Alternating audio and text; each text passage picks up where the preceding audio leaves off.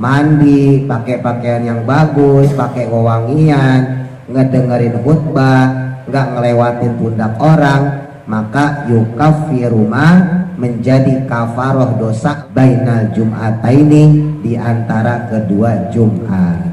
Jadi itulah yang dimaksud dengan kafaroh, ya, pelebur dosa. Karena kata Nabi, antara Jumat yang satu dengan Jumat yang lainnya itu menjadi pelebur. Antara sholat yang satu dengan sholat yang lainnya itu juga menjadi pelebur. Ya tentunya dosa-dosa kecil, ya, bukan dosa-dosa besar. Kalau dosa-dosa besar, misalnya syirik, ya, berzina, itu harus tetap tobat. Ya, ini dosa-dosa kecil. Dosa-dosa kecil apa misalnya? Ngebohongin orang, ya, iseng sama orang, mungkin marah sama istri, atau sebaliknya seorang perempuan marah sama suami. Nah, itu dosa-dosa kecil. Tapi kalau bapak ibu pengen dapat kesunahan dan keafdolan, gunting kuku diambil dari bagian kanan. Yang pertama adalah telunjuk, ya. Setelah telunjuk berarti jari tengah, jari manis, jari kelingking, baru kemudian jempol. Baru beralih ke jari kiri, dimulai dari kelingking, terus kemudian jari manis, jari tengah, jari telunjuk, jari jempol. Nah, itu bapak ibu bukan cuma dapat kesunahan, tapi juga dapat keafdolan. Warijlaini, dan untuk kedua kaki, ayat betadiah hendaknya memulai bikin siril yumna, dengan jari kaki kelingking yang kanan, ila khinsiril yusra, sampai kelingking yang kiri, ala tawali, sama secara urut terus. Aula, adapun yang utama, lighairi sami'i, bagi orang yang tidak bisa mendengar, itu ayastagila, untuk menyibukkan diri bitilawati, dengan tilawah Al-Quran, dan dengan membaca Quran, wa dzikri, dan juga berzikir, sirron, dengan sir.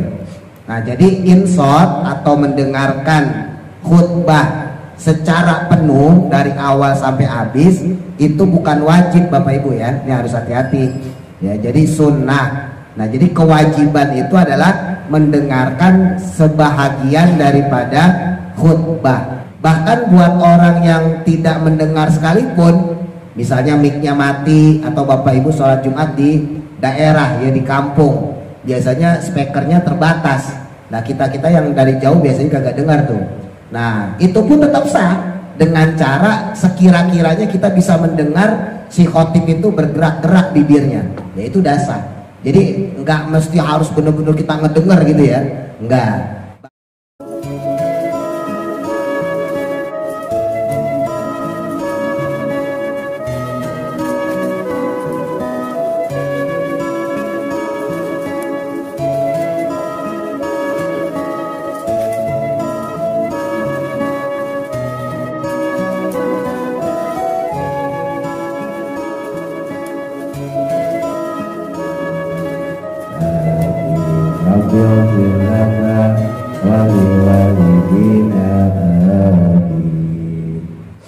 Kita sambung kembali masih pada bab kesunahan dalam melaksanakan sholat Jumat. Bismillahirrahmanirrahim. Qala musannifu rahimahullahu ta'ala wa nafa'ana bihi wa bi barakati ulumihi fi daraini amin. Selanjutnya kesunahan dalam melaksanakan sholat Jumat, watatibu, dan memakai wewangian atau memakai minyak wangi, ya, parfum, li ghairi shaimin, untuk bukan orang yang berpuasa, alal aujuhi, menurut beberapa wajah atau beberapa qaul. 5 karena qaul fil khabari, dalam hadis as-sahihi yang sahih. Nah, jadi kesunahan selanjutnya yaitu memakai wewangian, kecuali kalau orang tersebut berada dalam keadaan puasa, ya. Karena memang untuk orang yang sedang berpuasa dimakruhkan, tidak sampai haram bapak ibu, dimakruhkan, 1 memakai wewangian, 2 bersiwak atau sikat gigi, ya, khusus untuk orang yang berpuasa. Nah begitu juga seandainya ada orang kok puasa, misalnya puasa Daud atau kodok puasa di hari Jumat, nah maka dia tidak ada kesunahan untuk menggunakan wewangian. Nah, untuk fadilah wewangian sendiri, anal jam'a sesungguhnya terkumpulnya bainal gusli antara mandi. Kalau ada orang kok sebelum dia melaksanakan sholat Jumat dia mandi, walubesil ahsani dan kemudian memakai pakaian yang bagus, ya berangkat sholat Jumat pakai pakaian yang bagus, watatoyubi dan juga memakai wewangian, wal insoti dan juga insot itu diam, ya mendengarkan khutbah, watar kita khoti dan kemudian tidak melangkahi pundak-pundak orang. Jadi kalau lewat ya permisi, nggak melangkahi pundak orang. Nah kalau orang kok melakukan itu semua, ya mandi, pakai pakaian yang bagus, pakai wewangian, ngedengerin khutbah, nggak ngelewatin pundak orang, maka yukafiruma menjadi kafaroh dosa lah bainal jum'ataini di antara kedua Jumat. Jadi itulah yang dimaksud dengan kafaroh, ya pelebur dosa. Karena kata Nabi antara Jumat yang satu dengan Jumat yang lainnya itu menjadi pelebur. Antara sholat yang satu dengan sholat yang lainnya itu juga menjadi pelebur.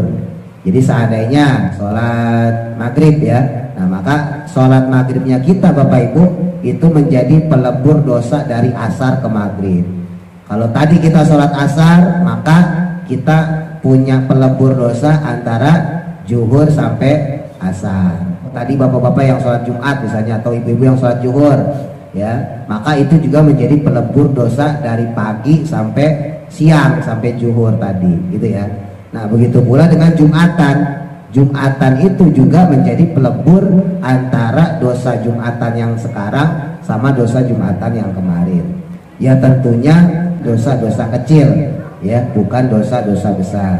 Kalau dosa-dosa besar misalnya syirik, ya berzina, itu harus tetap tobat, ya. Ini dosa-dosa kecil.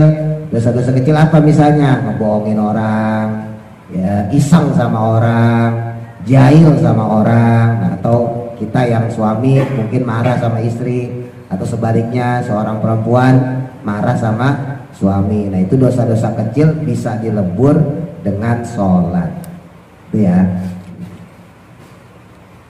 Watatoyubu dan kemudian memakai parfum atau memakai wewangian bil miski dengan minyak misik atau minyak kasturi, itu afdolu lebih utama.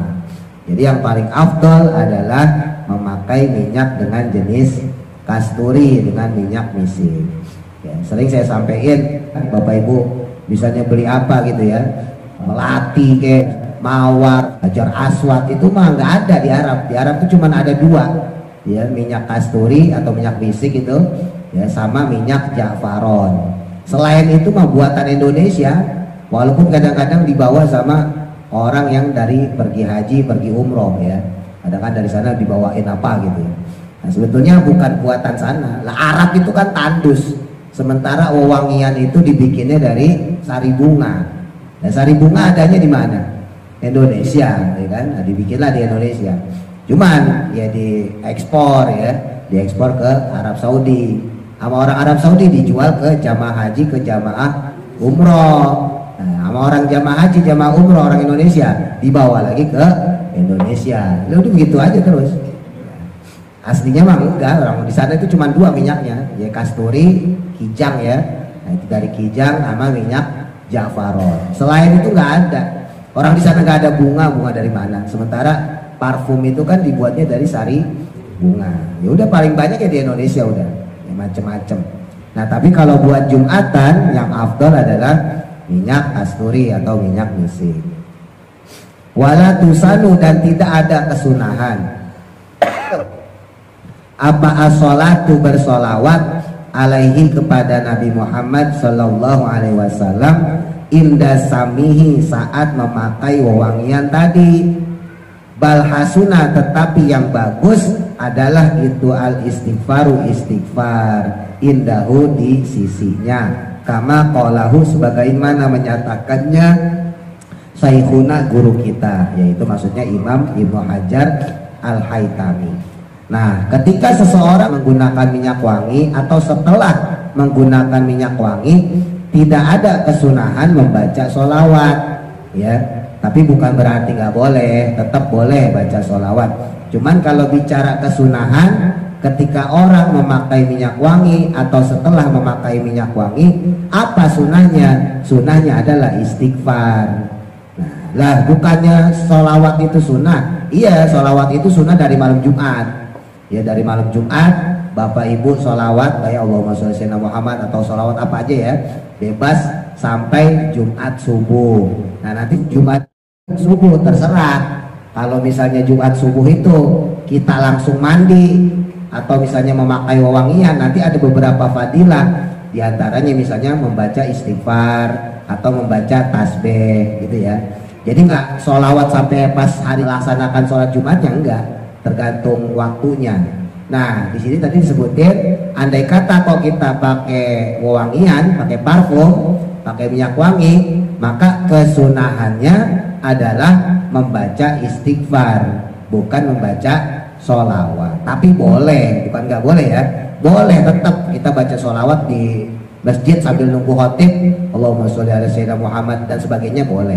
Tapi kalau bicara kesunahan, sebetulnya yang sunnah ketika orang sudah pakai minyak wangi, maka yang disunahkan adalah istighfar. Bebas istighfarnya juga, mau yang biasa ya astagfirullahaladzim boleh, mau pakai yang sayyidul istighfar, Allahumma anta robbi la ilaha illa anta boleh, terserah. Wanu diba, dan kemudian disunahkan tazayunun, berhias, biizalati zufrin, dengan memotong kuku. Nah disunahkan berhias juga dengan cara memotong kuku, ya, kukunya dipotong. Min yadaihi, daripada kedua tangannya, warijlaihi, dan juga kedua kakinya, la ihdahuma, bukan pada salah satu keduanya. Nah jadi untuk orang yang mau berangkat Jumatan disunahkan motong kuku tangan dan motong kuku kaki, ya, bukan salah satu keduanya. Maksudnya tangan doang dipotong kukunya, kuku kaki nggak dipotong. Fayukrahu, maka yang demikian itu makruh, ya. Jadi kalau bisa dipotong dua-duanya, walaupun tidak sampai haram, sekali lagi ya, makruh aja kalau kita memotong cuman salah satunya. Wasya'ri, dan juga rambut atau bulu, nahwi ibtihi, seperti semacam bulu ketiak, ya, bulu ketek dicukur, ya. Wa anatihi, dan juga bulunya alat kelamin, nah itu juga dicukur. Nah kalau yang ini bukan cuma buat laki-laki ya Bapak Ibu, tapi juga buat perempuan, sama berlaku kesunahan untuk memotong kuku dan bulu-bulu, ya, diantaranya bulu ketek atau bulu pada alat kelamin.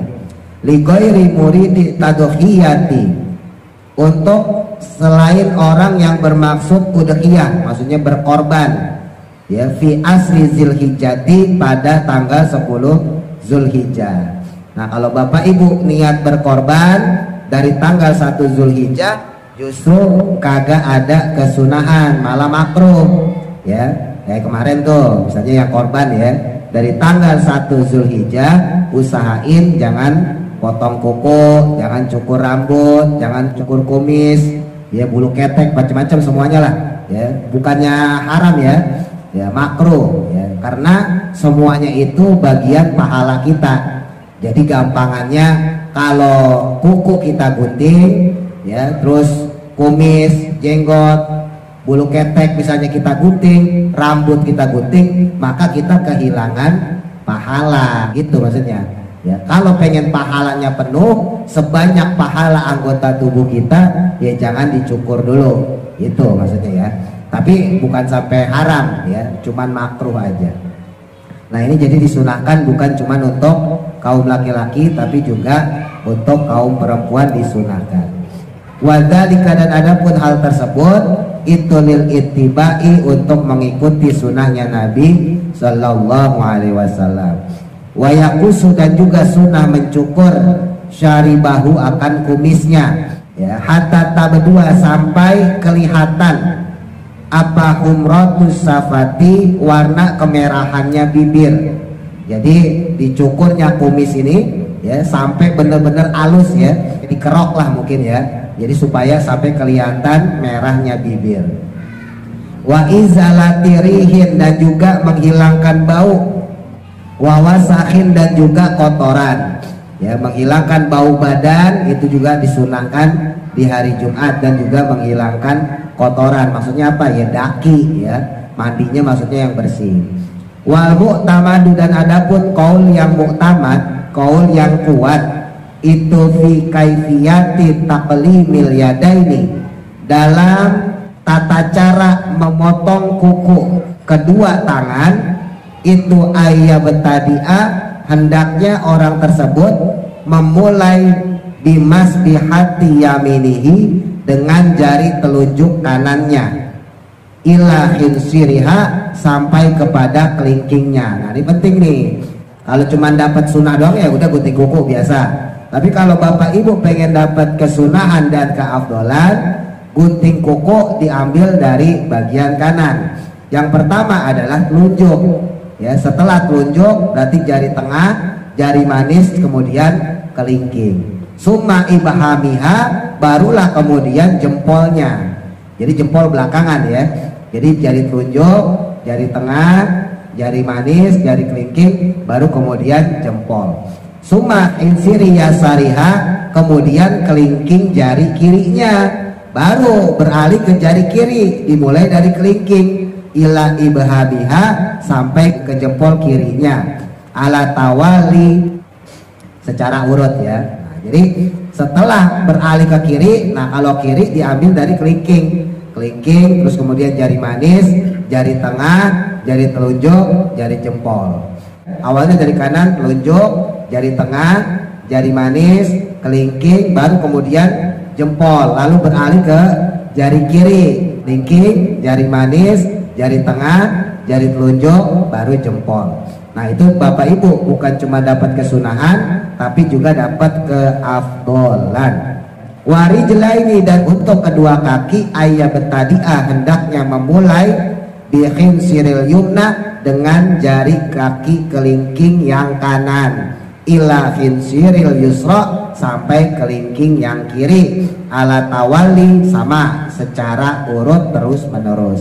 Nah kalau untuk kaki mulainya dari kelingking kaki kanan ya, kelingking kaki kanan terus berarti jari manis kaki kanan, terus kemudian telunjuk jempol, terus berarti jempol lagi karena nanti diakhirin dengan jari kelingking yang kiri. Jadi kalau untuk kaki beda ya, kalau untuk jari kaki maka diawali dari kelingking kaki kanan, diakhiri dengan kelingking kaki kiri. Wayam bagi dan seyogianya al-bidaru yaitu segera bikosli mahalil kolami untuk mencuci tangan kuku yang dipotong. Nah jadi sunnah juga mendapatkan keafdolan juga kalau kita habis memotong kuku kita ya langsung kita cuci tangan. Jadi jangan didiemin ya, jadi dicuci dulu tangannya. Nah itu untuk merefleksikan jari kuku ya, kuku-kuku kita yang sudah terpotong.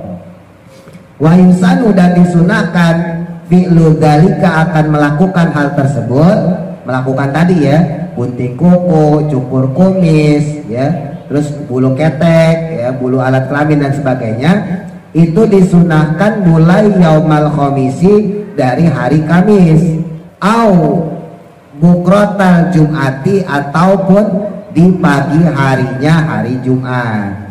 Jadi itu sudah disunahkan dari hari Kamisnya ya sampai Jumat pagi. Waqarohu dan kemudian memakruhkannya al-muhibbu at-Tabari yaitu Imam al-Muhib at-Tabari nutfasa'aril anfi mencabut bulu hidung.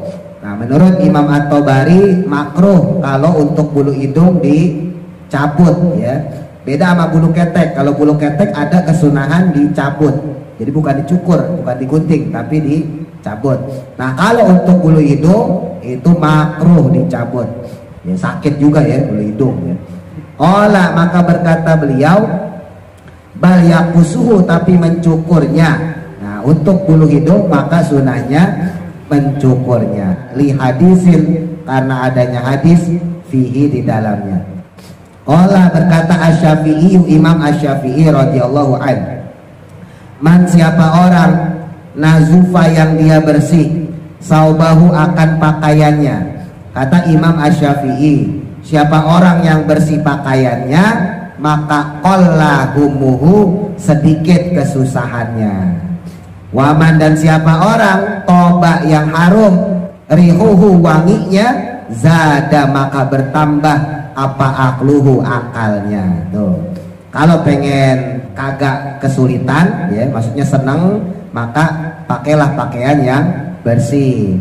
Nah kalau pengen akalnya bagus maka pakailah wewangian gitu kata Imam Asy-Syafi'i. Titik. Wasunah dan yang keenam, sunahnya dalam sholat Jumat disunahkan insot. Insot itu diem ya. Ai maksudnya sukutun diam ma'a isgoin dengan perhatian li khutbatin untuk khutbah, untuk mendengarkan khutbah maksudnya. Wa yusadu dan disunahkan dari akan hal tersebut. Wa illam yasma walaupun tidaklah mendengar al khutbah akan khutbah. Naam ya memang al aula adapun yang utama li ghairi sami'i bagi orang yang tidak bisa mendengar itu ayastaqila untuk menyibukkan diri bitilawati dengan tilawah Al-Qur'an dan dengan membaca Quran wa dzikri dan juga berzikir sirron dengan sir. Nah jadi insot atau mendengarkan khutbah secara penuh dari awal sampai habis itu bukan wajib Bapak Ibu ya, ini harus hati-hati ya. Jadi sunnah. Nah jadi kewajiban itu adalah mendengarkan sebahagian daripada khutbah. Jadi seandainya kita dengerin khutbah awalnya doang, alhamdulillah nahmadu wa nasta'inu wa nastaghfiruh, misalnya gitu ya, wa na'udzu billahi min syururi anfusina. Nah terus kalau kita pulas, maka khutbah tadi yang kita dengar sedikit tadi itu sudah membuat kita sah sholat Jumatnya ya. Jadi sholat Jumat kita tetap sah. Jadi bukan wajib mendengarkan dari awal sampai habis. Bahkan buat orang yang tidak mendengar sekalipun, misalnya mic-nya mati atau Bapak Ibu sholat Jumat di daerah ya, di kampung, biasanya speakernya terbatas. Nah kita yang dari jauh biasanya kagak dengar tuh. Nah itu pun tetap sah dengan cara sekira-kiranya kita bisa mendengar si khotib itu bergerak-gerak bibirnya, ya itu udah sah. Jadi nggak mesti harus benar-benar kita ngedenger gitu ya, nggak.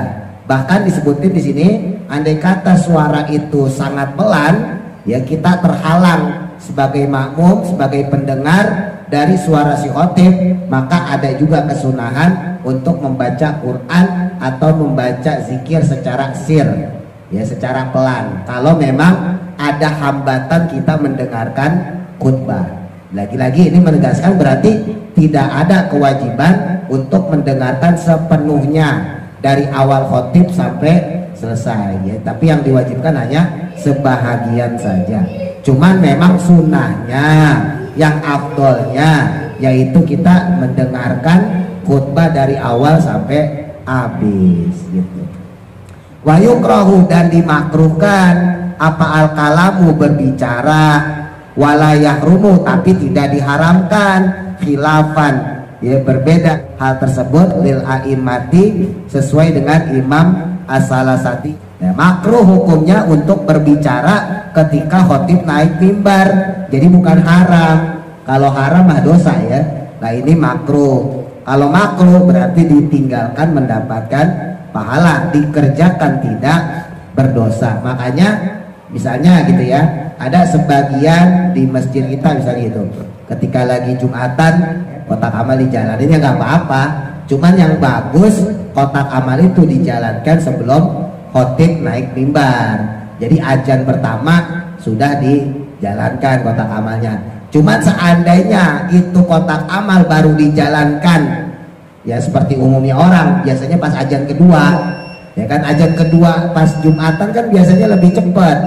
Ya kadang-kadang azannya udah habis, nah kotak amalnya masih jalan. Nah itu tidak sampai membuat haram, ya cuman makruh, ya makruh aja. Tapi untuk dengerin khutbah sendiri, untuk jalanin kotak amal sendiri gak ada masalah, ya jadi nggak sampai haram karena insot di sini hukumnya tidak wajib. Maka yang seperti itu dimakruhkan kalau kita diam. Termasuk andai kata ada orang berisik, ya ada orang berisik terus kita ngomong gitu ya, nah itu nggak sampai haram, makruh, ya nggak membatalkan Jumatan kita, enggak ya. Jadi lafadznya Nabi yang mana memerintahkan kita insot, ya dengan lafadz ansitu wasma'u, itu sifatnya bukannya wajib tapi sunnah. Nah kewajibannya adalah sebahagian, jadi yang untuk seluruhnya hukumnya sunnah. Jadi Bapak Ibu harus paham nih, yang wajibnya itu bukan semuanya tapi sebahagian daripada khutbah. Sementara untuk mendengarkan semuanya sepenuhnya itu hukumnya sunnah. Makanya andai kata ada orang bilangin gitu ya, jangan berisik, itu juga nggak apa-apa, tapi makruh, lebih baik jangan. Tapi tidak sampai membatalkan si orang tadi gitu. Jadi orang itu nggak sampai batal sholat Jumatnya. Halatal khutbati, pada saat sedang khutbah. La qablaha, tidak sebelumnya, maksudnya tidak sebelum khotib naik mimbar, sebelum khotib menyampaikan khutbahnya, ya bukan sebelumnya. Walau ba'da julusi, walaupun setelah khotib duduk alal mimbari, di atas mimbarnya. Wala ba'daha, bukan sesudahnya. Wala bainal khutbataini, dan juga bukan antara dua khutbah. Wala hala du'ai, dan juga bukan saat berdoa lil muluki, untuk raja. Nah juga sama tuh ya. Jadi walaupun khotib tadi sudah duduk di atas mimbarnya, maka tidak dimakruhkan ya, kecuali dia sudah mengucapkan khutbahnya. Kalau si khotib sudah mengucapkan khutbahnya baru makruh. Tapi kalau si khotib duduk atau duduk di antara dua khutbah itu tidak makruh. Nah jadi makruh di sini pun gak semuanya, ada tempat-tempatnya. Makruh itu kalau khotib pas lagi menyampaikan khutbahnya, bukan sebelumnya, berarti khotib masih duduk, atau sesudahnya, berarti khotib sudah turun dari mimbar. Nah, berkata-kata dalam hal tersebut tidak makruh. Wala, dan juga bukan lidakhili masjidin, kepada orang yang masuk masjid. Illa initakhoda, kecuali dia itu meminta lahu, untuknya sendiri, makanan tempat. Nah kecuali kalau orang tadi masuk ke masjid minta tempat, geseran saya belah sini, nah itu baru makruh ya. Tapi kalau cuma masuk doang ya, minta geser dengan memberikan isyarat ya, itu nggak apa-apa. Wastaqoro, lalu dia duduk fihi, di dalamnya, di tempat yang mana dia minta tempat tadi ya, minta geseran tadi. Nah yang kayak gitu baru makruh. Tapi kalau dia cuma nyempil doang, itu nggak masalah ya. Wa yukrohu, dan dimakruhkan juga lidakhili, kepada orang yang masuk masjid. Apa yang makruh? Assalamu salam ya, masuk masjid apalagi khotib udah naik mimbar ya, alhamdulillah dia masuk, assalamualaikum, nah itu makruh ya. Termasuk juga pas ngaji ya, nggak sampai haram ya, makruh aja. Ini lagi ngaji kayak gini tiba-tiba datang assalamualaikum, makruh. Kenapa? Karena kalau dia mengucap salam maka wajib dijawab ya. Nah, sementara khutbah itu kita lagi ngedengerin. Begitu pula dengan ngaji orang lagi konsentrasi ngedengerin. Jangankan ada orang masuk, hujan aja dilihat kok. Ya kan lagi hujan nih, pasti bapak ibu ngeliatnya ke sono. Itu tadi ibu-ibu ada ngasih apa tuh? Tuh langsung biasanya ngeliat ke situ tuh. Itu. Jadi orang tuh konsentrasinya begitu. Apalagi kalau sampai salam, assalamualaikum, nah orang pasti konsentrasinya ke yang salam gitu. Tidak sampai haram ya, makruh seperti itu.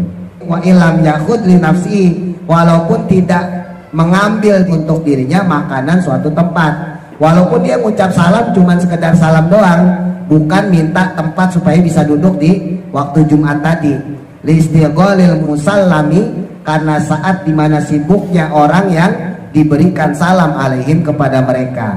Tapi fa'in salama, jika dia tetap salam, lazimahu, tetap wajib bagi mereka apa aruddu, membalas salamnya. Tuh kan agak lucu kalau khotibnya udah alhamdulillah gitu ya, tiba-tiba ada orang masuk ngucap assalamualaikum, mau nggak mau harus jawab, karena menjawab salam hukumnya wajib. Mengucapkan salam hukumnya sunnah, tapi menjawab salam hukumnya wajib. Makanya kayak ngaji saya sering bolak-balik lah ngomong kepada bapak ibu ya, misalnya diantara kita ada yang telat datang, ya datang masuk musola, masuk masjid pas posisi lagi taklim, bukan lagi sholat biasa ya, pas lagi taklim ya udah duduk aja, nggak usah assalamualaikum, nggak usah salam-salaman ya, karena itu makruh. Sebab kalau kita salaman atau assalamualaikum harus dijawab gitu ya, udah duduk plok dengerin langsung ya. Justru yang kayak begitu yang benar, bukan yang sombong. Kadang-kadang orang kebalik ya, orang main masuk aja nyelonong, sombong banget. Padahal yang benar ya begitu, kecuali lagi dalam keadaan mau sholat biasa, datang masuk ke musola masjid, salaman assalamualaikum nggak apa-apa. Tapi kalau lagi taklim, lagi ngaji, termasuk khotib, lagi khutbah Jumat ya, makruh seperti itu. Wa yusanu, dan disunahkan tasmiyah atisi ya, memuji atau berdoa kepada orang yang bersin. Warutu, dan juga membalas alaihi kepadanya. Jadi walaupun dalam keadaan khutbah, andai kata ada orang kok bersin aci gitu ya, maka tetap sunnah bagi dia mengucap alhamdulillah. Dan juga sunnah bagi orang yang mendengarkannya mendoakannya ya, yarhamu kallah. Nanti orangnya yang bersin jawab lagi yahdikumullah. Warafu sauti, dan agar mengangkat suara min ghairi mubalaghatin, dengan tanpa berlebihan, bisolati, saat solawat, wasalami, dan salam alaihi kepada Nabi Muhammad sallallahu alaihi wasallam, inda dzikril khotibi, ketika penyebutan si khotib, ismahu, akan namanya Nabi Muhammad sallallahu alaihi wasallam, au wasfahu, atau sifatnya Nabi Muhammad SAW ya. Ketika kita mendengarkan nama Nabi Muhammad SAW disebutkan oleh khotib, atau menyebutkan sifatnya atau gelarnya ya, maka itu juga disunahkan bersolawat.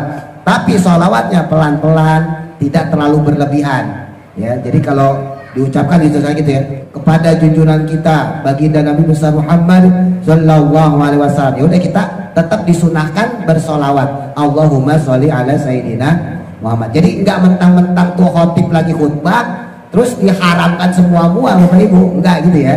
Jadi tetap hal-hal yang menjadi kebiasaan sunnah tetap dihukumi sunnah. Di antaranya juga bersolawat.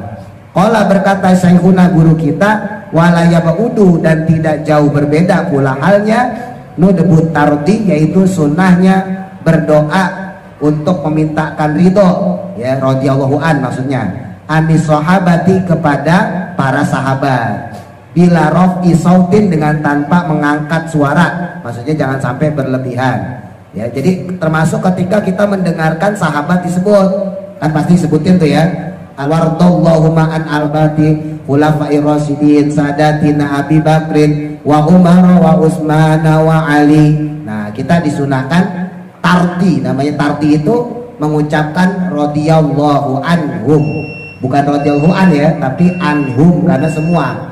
Kalau anhu buat satu orang, tapi karena sahabat yang diucapin ada 4 ya, Abu Bakar, Umar, Utsman, Ali, belum nanti biasanya ditambahin Sumal Hasan Husain di situ ya, kan disebutin sadatina Abi Bakri wa Umar wa Utsman wa Ali.